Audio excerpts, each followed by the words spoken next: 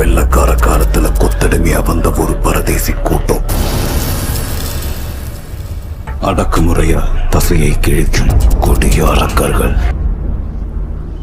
கல்வி மட்டுமே அடிமைத்தனத்தை மீட்டெடுக்கும் என்ற நம்பிக்கையை வேட்டையாடிய மனித மிருகங்கள்.